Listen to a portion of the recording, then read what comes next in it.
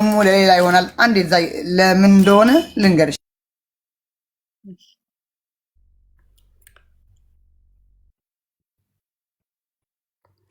ሰው ሆኖ ማይሳሳት የለም። እንግዲህ ተሳሳተች፣ መሳሳቷን አምና ይቅርታ እየጠየቀች ነው። ስለዚህ አንድ ሰው ተሳስቻለሁ ይቅርታ ካለ ሌላ ምን ይባላል? ከይቅርታ በላይ እኮ ምንም የለም ማለት። ከይቅርታ በላይ ምን አለ እዚህ ምድር ላይ?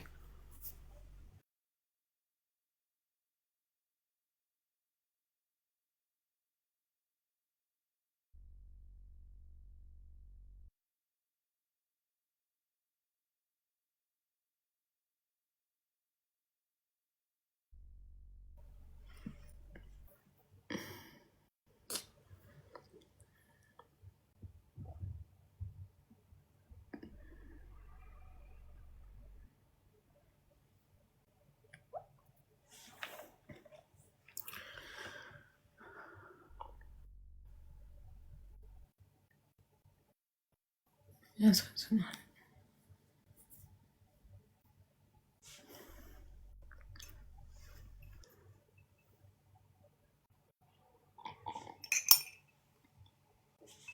እዚህ አንዳንድ እኔ ሀቢባ ቤት ስላለውን ይቅርታ እናቷ ይመልሳል የምትሉኝ እናቷ የገደልኳት እኔ ነኝ እንዴ?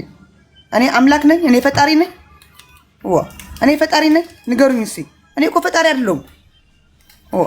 እግዚአብሔር እኔ ዛሬ አሁን ሙቺ ካለኝ ከፈለግ እኮ እሞታለሁ።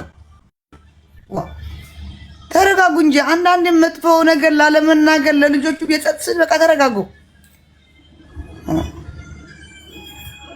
ብላችሁ እኔ አሁን ያ መጥፎ ቃል የተናገርኩት ነገር ነው። ከዚህ በፊትም ብያታለሁ፣ ለእናቷም አወራት ስለነበር በዋትስአፕ በቃ ብያታለሁ ለራሷ።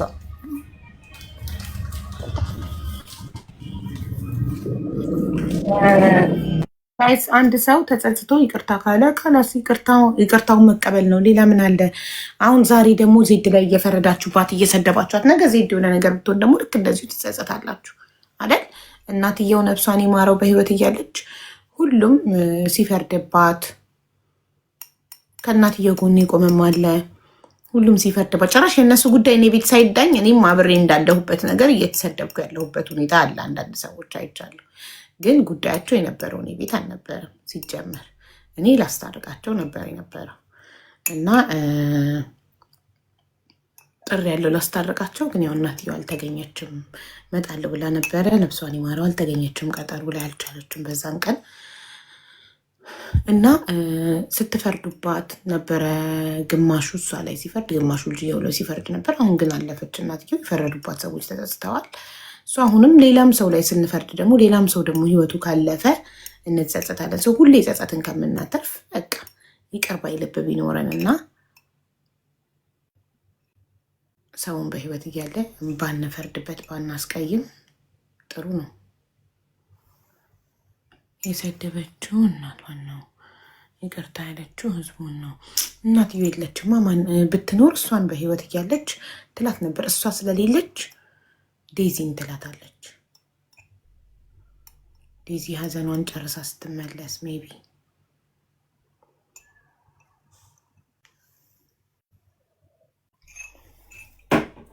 እናንተ ግን ከዚህ ተማሩ። ሰውን በህይወት እያለ በቁሙ እያለ አለመፍረድን እንማር።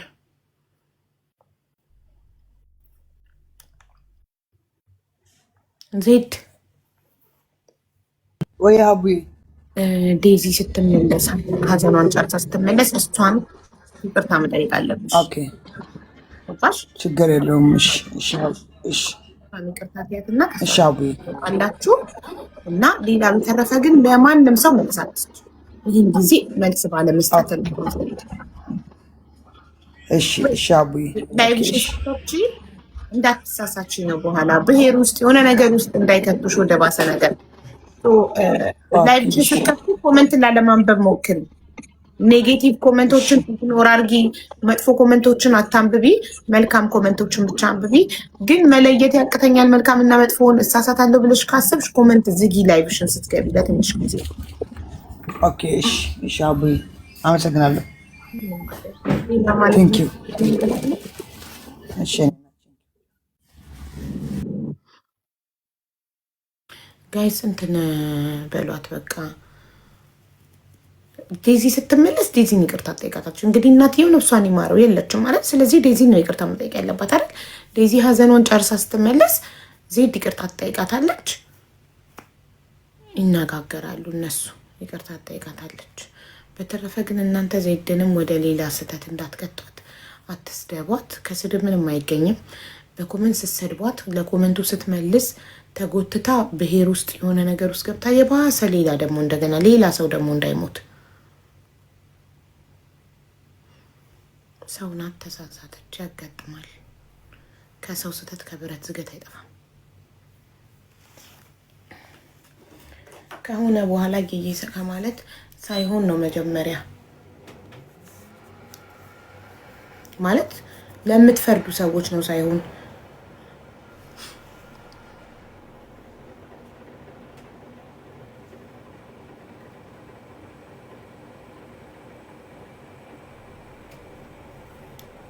ሞት ብላችሁ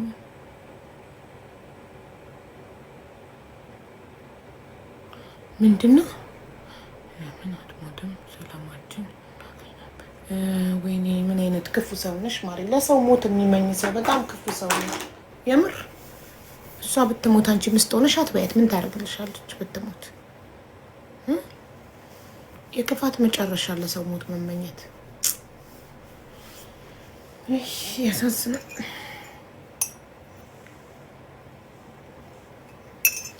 ለሰው ግን ክፋት የምትመኙ ሰዎች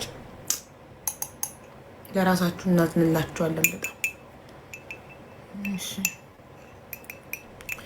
እኔ በራሴ ልወስን ነው። ቢያንስ ልንገርሽ እባክሽ ላውራችሁ ይቀለኛል። እኔ በራሴ ላይ ልወስን ነው። ቢያንስ ልንገርሽ እባክሽ ላውራችሁ ይቀለኛል። ሰናይት ምንድን ነው?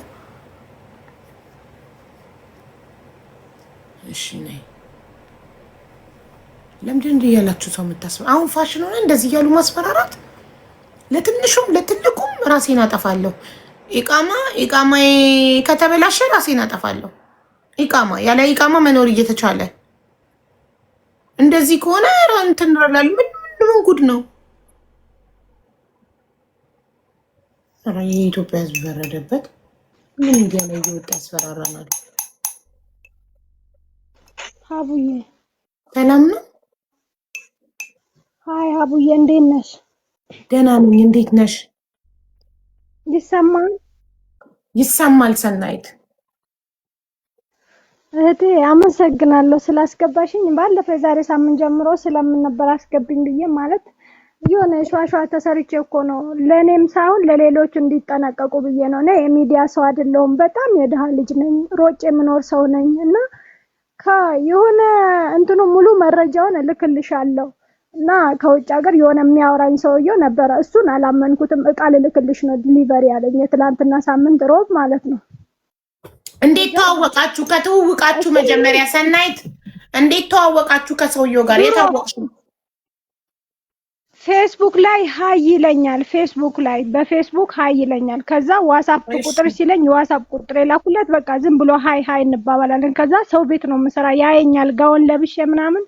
ከዛ በቃ ምንድነው የምትሰሪው ሲለኝ ነገርኩት። ከዛ እኔ አንቺን መርዳት እፈልጋለሁ ይለኛል ሁሌ ማለት ነው። ከዛ የትላንትና ሳምንት ሮብ እቃ እየገዛዛው ነው ልልክልሽ ነው ይልና ፎቶ፣ ቪዲዮ ሁሉንም እልክልሻለሁ አለ።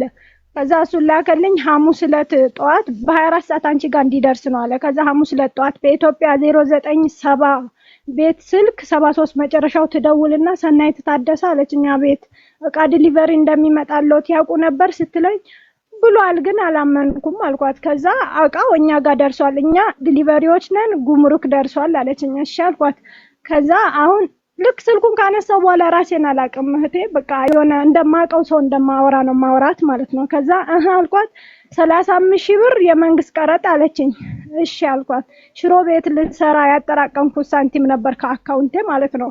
መጨረሻው እንትን እንድልልሽ ፈልጌ ነው። ከዛ 35,000 ብር አለች። እሺ ብዬ 35,000 ብር ላኩላት። ምን ተስኖት አዲሱ አለም ገና የሚል የንግድ ባንክ አካውንት ላከችልኝ። ከዛ ትንሽ ቆየች። ናሽናል አይዲያሽና አድራሻሽ በትክክል ንገሪኝ፣ እሱን አስተያይቶ ነው የሚሰጡሽ አለች። እሺ አልኳት። እሱን ላኩላት። ከዛ የተወሰነ ደቂቃ ቆይታ ደወለችና ሰናይት ታደሰ ስትለኝ አዎ ነኝ። አቤት አልኳት። ከዛ ይሄ ሰውዬው ዶላር ሲያሽግ ታቂ ነበር ወይ አለችኝ። አለ እኔ እንጃ 50,000 ዶላር አሽጊያለሁ ብሎ ፎቶውን ልኮልኛል አልኳት። ስለዚህ ካርቶኑ ሲፈተሽ ይሄ ተገኝቶበታል።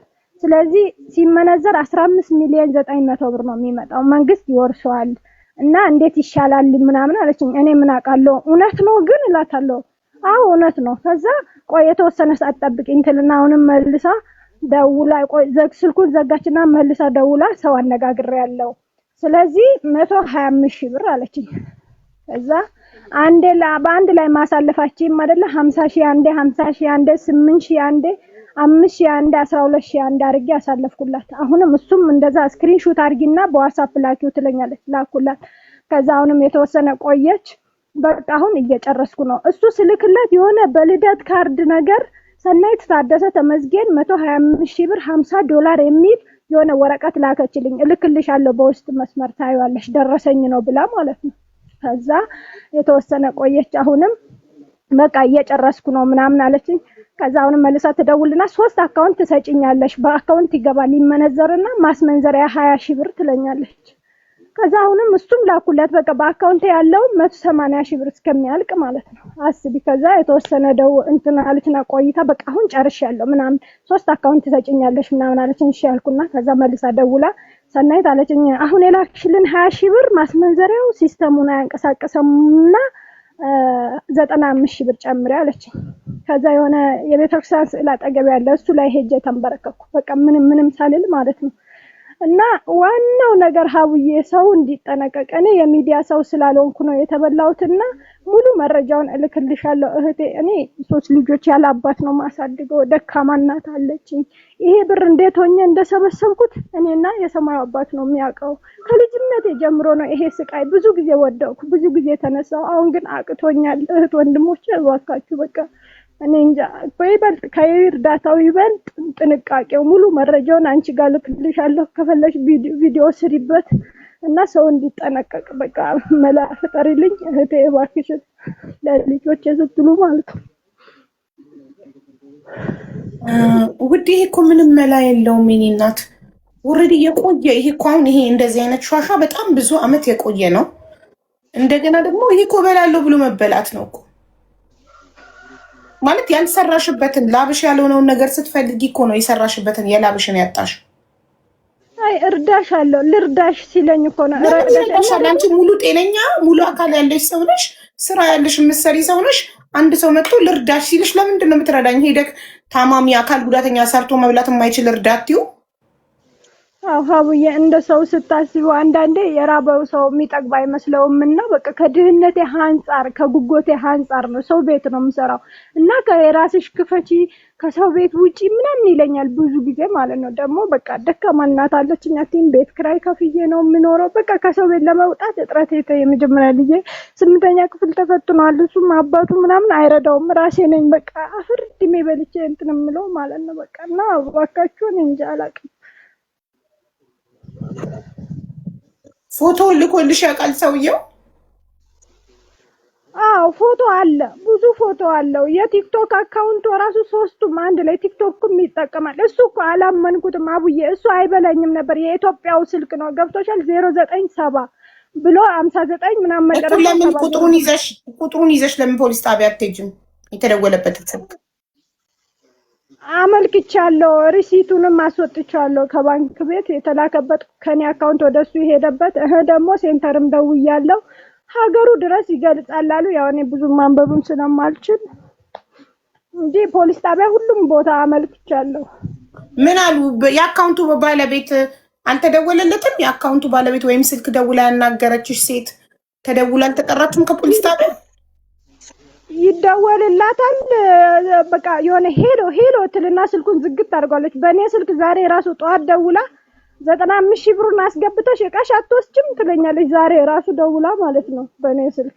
ሲደወልላት አታነሳም። ብዙ ሰዎች ደውለውላታል፣ ግን ሄሎ ትልና አታነሳም። የሆነች እንትን ነገር ናት። ከዛ ደግሞ በዋትስአፕ ፕሮፋይሏ ምናምን ሴፍ ተደርጎ ሲታይ የጉምሩክ የሆነ እንትን ነገር ነው፣ ህንጻ ነገር ነው እንትን ፎቶ ላይ ያለው ማለት ነው። እና ሰውየው ሀገሩ ይገልጻል፣ ግን እዛ ሀገር ሊኖር ላይኖር ይችላል። ሴንተር ደውዬ አካውንቱን ሁሉን ነግሬያቸዋለሁ እና የዛሬ ሳምንት ነው እስከ ቀኑ ምናምን ለነሱ ነግሬያለሁ። ገባኝ። ጥያቄ ነበረው ፖሊስ ጣቢያ ስታመለከች የባንክ አካውንቱ ባለቤት ገንዘቡ የገባበት አልተጠራም ወይ? ፖሊስ ጣቢያ ይደወላል፣ የሱ እንትኑን ይደወልለታል፣ አያነሳም፣ ስልክ አያነሳም፣ አይመልስም። በቃ ካላነሳ አያነሳም ነው ፖሊስ። ከዛ ውጭ ምንም አይነት እርምጃ አይራመድም ፖሊስ።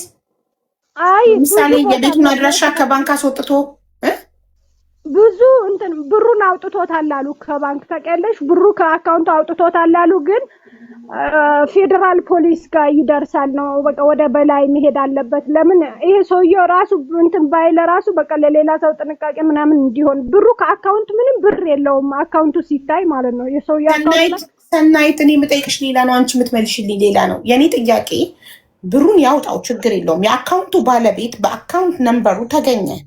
ስለዚህ ሲደወል አላነሳም። ሲደወል ካላነሳ ከባንክ ቤት አድራሻውን ወስዶ ፖሊስ ቤቱ ድረስ አይሄድም ወይ ነው እኔ ጥያቄ። የት እንዳለ አላቅም። እኔ እንጃ እነሱ አንቺ አታቂም። እውነት ክስ መስረተሽ ከሆነ ፖሊስ ከባንክ ቤት አድራሻውን ይወስዳል። አንቺ ክስ ከመሰረትሽ ገባሽ? ማመልከት ክስ ከመሰረትሽ ፖሊስ ከባንክ ቤት አድራሻውን ወስዶ ቤቱ ድረስ ይሄዳል ሰውየውን ለመያዝ። ይኸውልሽ ማመልከቻ ነው እኔ ያመለከትኩት። የሆነ ተስፋውን የሚባል ጋዜጠኛ አለ፣ እንደዚሁ እንትን ላይ አግኝቼው ለሱ ሙሉ መረጃ ሰጣሁት። ለሰኞ ብለውት ነበረ። እኔ ያለሁት አዲስ አበባ አይደለም፣ ከአዲስ አበባ ወሊሶ የሚባል ከተማ ነው ያለሁት እና ለሱም ሰጥቼው እሱ ፌደራል ፖሊስ ጋር ሄጃለሁ ለሰኞ ብሎኛል።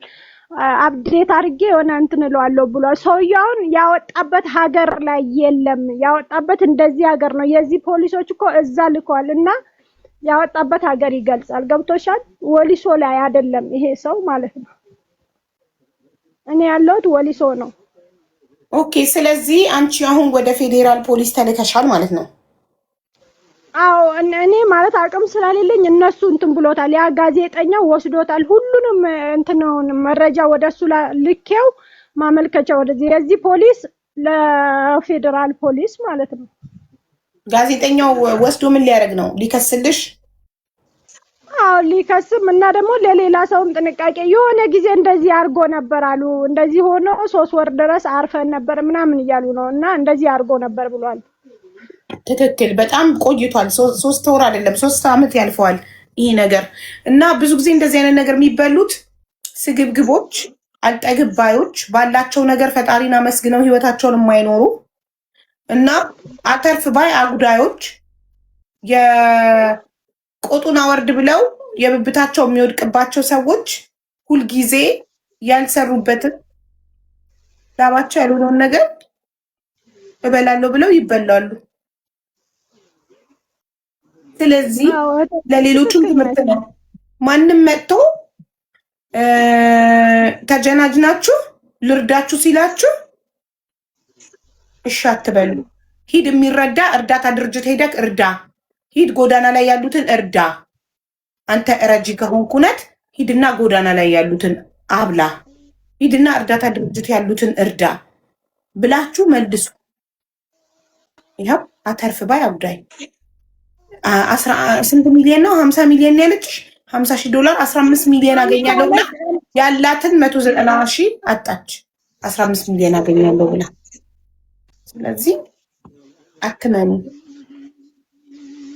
ሰውየው ቢሉ እኮ ምንም አላመንኩትም ምንም ማለት ነው። ግን በቃ አስመስለ ታውቂያለሽ። እንዴት ነው እየኖርን ያለነው? እኔ እኮ ግራ የገባኝ ነገር በጣም የሚገርምሽ ነው ማለት በቃ የሆነ ምስልስል ነው የሚያደርጉብሽ። ከስልኩ ጋር መንፈስ ነው መሰለኝ የሚያወራሽ ማለት ነው። በቃ እኔ አላውቅም። እኔ በጣም ጠንቃቃ ሰው አትርፌያለሁ። በጣም እንትን ብዙ ልጆችን ማለት ስልክ ደርሷቸዋል ምናምን ሲባል አቡዬ አያምጣ ነው ይሄ ነገር አያምጣ፣ በህይወቴ የመጣ ይሁን የሆነ ነገር ነው እንጂ ስልክ ደርሶኛል ሰናይት እንደዚህ ብር አበድረኝ ሲለኝ በፍጹም አላበድርም፣ ይሄ ውሸት ነው ነው ያልኩት። እኔ ግን ያ ስልክ ከተደወለበት በኋላ እግዚአብሔር አምላክ በሚያውቀው እኔ ክርስቲያን ነኝ፣ ምንም ራሴን አላውቅም በቃ ማለት ነው። ማለት እኔ ትክክል ነሽ። አዎ ያለ ማስተዋልም ነው። ግን እንደኔ አስተዋይ አለ ብዬ እንትን አለም። በጣም ጭሬ ግሬ ለፍቼ የምኖር ልጅ ነኝ የነበርኩት። አቡዬ እንደዚህ አልሸወድም። ግን አሁን ምን እንደሆንኩኝ አላውቅም። ጦስሽ ውሰድ በቃ ገንዘብ ነው። አካልሽ አልተቆረጠም። ገንዘብ ነው ያጣሽው። ገንዘብ ተሰርቶ የሚመጣ ነገር ነው። የሰው ልጅ በህይወት ካለ ጤነኛ ከሆነ አካሉ ካልጎደለ አልጋ ቁራኛ ካልሆነ ገንዘብ ተሰርቶ ሊመጣ የሚችል ነገር ነው። ስለዚህ ለገንዘብ ብለሽ ራሴን አጠፋለሁ ምናምን አትበይ። ዋናው በህይወት መኖር ነው። ዋናው በጤና መኖር ነው። ጤነኛ ነሽ፣ ተመስገን። ሰርተሽ ታመጫለሽ። ጦስሽ ውሰድ። ቤት ኪራይ ከፍዬ ነው የምኖር። ልጆች አስተምራለሁ፣ እናቴን እረዳለሁ። ያ ነው እንጂ እኮ ሌላ አይደለም። በቃ ሁሌ ወደቅኩ። ብዙ ጊዜ አቡዬ ብዙ ጊዜ ወደቅኩ። እናቴ እንዴት ሆኜ አሳክሜ የቆዳ ካንሰር ነበረባት። እሷም ያላባት ነው እኔን ለፍታ ያሳደገችው። በቃ ተይው የኔም ፈተና ከዛ አንጻር ነው እንጂ እኔም በጣም ጎበዝ ልጅ ነኝ።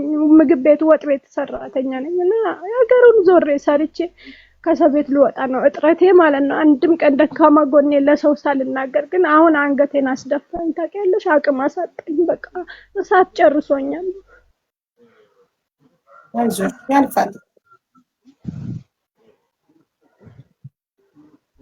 ስላካፈልሽን የገጠመሽን ገጠመኝ ስለነገርሽን እናመሰግናለን። ብዙ ሰው ይማርበታል ብለን ተስፋ እናደርጋለን። እናመሰግናለን ሰኒ፣ ፈጣሪ ይርዳሽ። እሺ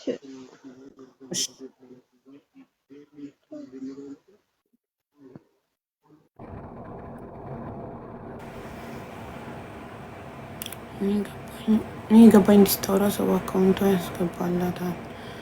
አካውንቷን አለ አስቀምጣለች እንዴ?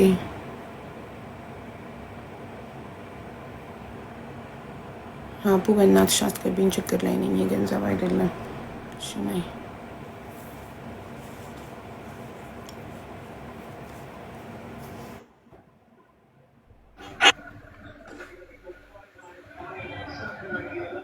እንትና አቡፋ ፕሊዝ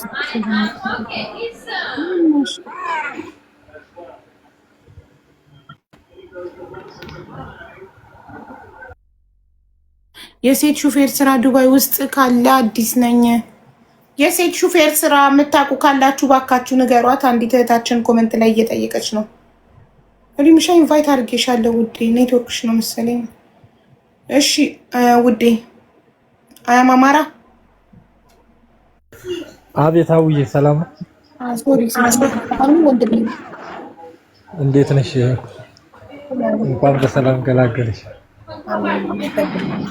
ሰላም ነው። ሀሰን እባላለሁ። ብዙ ጊዜ ፈልጌሽ ነበር። አንደኛ የሚሆኑ ሰጥር ስለነበርሽ ተወታጅው። የደላላ ጉዳይ ነው። አይ እርዳታ ሳይሆን እኔ ያው እዚህ ዱባይ ከመጣሁ 1 ዓመት ሊሆነኝ ነው። እሺ። እና ከዚህ 2 ሰው ነው ያው እንትን ያሉኝ። አንድ የሆነ ቪዚት እሰራላለሁ ብሎ ብር የበላኝ ሰው አለ። እሱን ያው መጨረሻ ላይ እንትን እላለሁ። ከመጀመሪያው ልጀምርና ማለት ነው። እሺ። እዚህ ዱባይ ከመጣሁ ያው 1 ዓመት ሊሞላኝ ነው። ከዛ ስመጣ 320 ሺህ ብር ነው ከፍዬ የመጣሁት ማለት ነው ለደላላ። እና እዚህ እንደመጣሁ ወዲያውኑ ያው ሜዲካል ፌል አረገብኝ ማለት ነው። እና ፌል እንዲያረገብኝ ያው ወደ ሀገሬ ልመለስ ነው ብዬ እንደዛ አስቤ ከዛም ስመጣ በእርግጥ ያው መምጣት ሳልፈልግ የሆነ ነገሮች ስላላሉኝ ነው ድንገት የመጣሁትና አሁን አይ ፍቃድህ ከሆነ ፌል ያደረገብህ በምንድን ነው? ፍቃድህ ከሆነ ለመናገር ካልፈለክ ግን እንዳትናገር። ሜዲካል ፌል ያደረገብህ በምንድን ነው? ሜዲካል ፌል ያደረገብኝ የሆነ እንደ ጉፋን ነገር መጀመሪያ እዛ ወስጃለሁ። በእርግጥ ግን መሀል ላይ ልመጣ አካባቢ ጉፋን ነገር አስሎኝ ያ ቁስለት አመጣ እዚህ ልቤ ላይ ማለት ነው። እና ልብ ላይ ቁስለት አለ አሉኝ። ከዛ ቀጠሮ ሰጥተውሃል እና ቀዝቃዛ ምናምን ነገር እንዲያጠጣ ሩዝ ምናምን ስጋ ነገር እንዲያትበላ እሱን አድርገን ቼክ እናደርጋለን ሲሉኝ እኔ ደግሞ የዛሬ 12 ዓመት በፊት ቲቪ ታምም ያለው ምናልባት የሱ ጠባሳ ከሆነ ምናምን ስላቸው እስኪ ሌላ ቦታ ሄደን ቼክ እናደርጋለን አሉኝ። ሌላ ቦታ ወሰዱኝ። ሲያደርጉት ያው ቁስል ነው እንጂ ጠባሳ ያሳዩም ማለት። ከዛ በኋላ በቃ ትንሽ ይጠብቃሉኝ። እሺ አልኳቸው። ቁጭ አደረገኝ። ከዛ እንደገና ደላለው 3500 ድርሃም ትከፍላለህ ይስተካከልልሃል አለ። እንዴ 3500 ድርሃም እንዴት እከፍላለሁ? 3500 ድርሃም ስታባዛው እኮ ወደ 100 ምናምን ሺህ 150 አካባቢ ይመጣል። ይህም 320 ሺህ ብር ከፍያለሁ። አይሆንም፣ እንደዛ ከሆነ እኔ ብመለስ ይሻለኛል። ለኔ ያወጣው ወጭ ካለክ ያወጣውን ወጭ አውጥተክ ለኔ 50 ሺህ ብር 100 ሺህ ብር ብትመልስልኝ ለኔ ብዙዬ ነው። በቃ የራሴው ችግር እስከሆነ ድረስ አልኩት። እስቲ ቆይ እናወራለን ምናምን አለኝ። ይሻለ ከዛ እንደገና አልባ 1 ወር ከ15 ቀን ካስቀመጡኝ በኋላ አልባቡ 1800 ብር ክፈላልኝ። በዚህ ሀገር ማለት ነው። ከዛ ሲለኝ እኔ ተዛኩ ስመጣ ይሄን ያህል ከፍዬ ነው የመጣሁት እንዴት እከፍላለሁ ስለው አይ እኔ ከዛ መክፈልህን እኔ የማውቀው ነገር የለኝም፣ ስለዚህ እንዲሰራልህ ከፈለክ እንደዚህ አድርገህ ክፈላለኝ። እኔም በቃ ቤተሰብ ጋር ደወልኩና እንደዚህ ተብያለሁ እንዴት ይሻላል በቃ እኔ እመለሳለሁ ስለው አይ አትመለስም፣ ደላላውም ደግሞ ለራሱ ላንተም ብሎ ሳይሆን ለራሱ ብሎ ስለሆነ የሚያስተካክለው እንተጋገዛለን፣ በቃ ያለህን እንትን በላለኝ። ከዚህ ከሰው ተበድሬ 1600 ድርሃም በ1 ወር ከ15 ቀን ስራ ከፈታው በኋላ ከፈልኩ። ልክ እንደከፈልኩ ቀጥታ ወደ ስራ ካምፓኒ ውስጥ ስራ አስገቡኝ። እዛ እየሰራው እያለ የ2 ወር ቪዛዬ ልክ እንዲያለቀ ከስራ አባረሩኝ ማለት ነው ካምፓኒ። ከዛ ከስራ እንዲያባረሩኝ እዛው ካምፕ ቁጭ አደረጉኝ። ከዛ በፊት ቆይ ይሄን ገንዘብ ክፈል ያላችሁኝ ሜዲካል አያስፈልግም ካሁን በኋላ ገንዘብ ከከፈልክ ሁሉ ነገር ያልቃል ብላችሁኛል። ወይ ከገንዘብ ያልሆንኩ ወይ ከሁሉም ውጭ አደረጋችሁኝ፣ ምንድነው የሚሻለኝ? እኔ መለስ ይሻላል ስላቸው አይ ይስተካከላል። ካምፕ ቁጭ በላሉ። ካምፕ 1 ወር ተቀመጥኩ። 1 ወሩን ከዛ እንደገና ሳጃ የሚባል ሰፈር ስለነበረ ሰው ጠይቄ 15 ቀኑን ቀን ስራ መስራት ጀመርኩ። እዛ ቀን ስራ እየሰራው እያለ የሆነ ስራ አገኘው። የኮንስትራክሽን ባለሙያ ነበርኩኝ። በአናጺነት ስራዬን ሲያይ እዛ ስራ አለኝና በቀን 80 ብር በቃ እኔ ጋር ትሰራለህ፣ ሲሻለህ እኔ አስተካክልልሃለሁ፣ 6 ወር ያክል ዝም ብለህ ትሰራለህ፣ ከዛ በኋላ እዛ ድረስ ቼክ አድርገህ እንትና ሲለኝ ይሻል። እዛ ሰውየው ጋር ሄድኩ። እዛ ከርኩ በኋላ ገንዘቤንና ፓስፖርቴን ስጠኝ፣ እኔ ካንተ ጋር በቃ እንትን ብያለሁኝ እና ከኢትዮጵያም ስመጣ ያን ያህል ከፍያለሁ፣ ያወጣሁን ወጪ እንትን ብለህ የተረፈውን መልስልኝ ስለው አይ ለምን እንደዛ ይሆናል ይስተካከላል ካልመጣህ አሉኝ። እዛ በሄድኩ ወደ አቡዳቢ ስራ ሄጄ 5 ቀን እንደሰራው ካልመጣህ 14 ጊዜ ደወለ ደላላው። አልባቡም የፈለገ ይሁን በቃ አንተ አትሄድ ምን ያስተካክላለሁ። እንዴት 3 ወር 2 ወር ከግማሽ እኮ ነው ስራ የፈታው ስለው ስራ የፈታበትን እከፍላለሁ። 1 ወር ራሱ የሰራውበትን እዛ ካምፓኒ ውስጥ ብር አልሰጠኝም። ያው ወጭም እንትን ስለሚቆራርጥብኝ እኔም አንድ ገና ቁጭ ብዬ እንኳን ራሱ ብር አይሰጡኝም። ያው ተበድሬ ዝም ብዬ ሰው ከሰው እየተደዋወሉ ቤተሰብ እዛ እያስገባ ከነሱ እያመጣው እዚህ ደረስኩኝ። ስለዚህ ለምንድን ነው እንደዚህ መሆኑ? መስራት እየቻልኩ ወይ ደግሞ መመለስ እየቻልኩ ስላቸው ያን አረጉ። በስንት ጉር ለምነው ሎኬሽን ልኬት አመጡኝ። ነገ ሂደክ ሜዲካል ቼክ አድርገህ ይስተካከላል አሉኝ። እንደገና በፊት ገንዘብ የምከፍለው ሊስተካከል ነው ብላችሁኛል፣ ሜዲካል ከወሰርኩኝማ ታዲያ እንዴት ነው ገንዘቡ ምናምን ስላቸው አይ በቃ እኔም ላለመጨቃጨቅ ብዬ አመጡኝ። አጅማን ቁጭ አረገኝ። አጅማን ደግሞ 6 ቀን አስቀመጠኝ። እንዴት ነው ወይ ስራ አልሰራው ከስራ እናጠብከኝ ምናምን ደላላውን እሱንም አልኩት ተቀመጣለኝ። እንዲያጋጣሚ ሆኑ ልጆች እዚህ ሰፈር ተዋውኳቸውና ለምን እኛ ጋር እኮ ስራ ይኖራል ካልሆነ እኛ ጋር ለምን አያስገባህም ይጠይቀውና ምናምን አለ።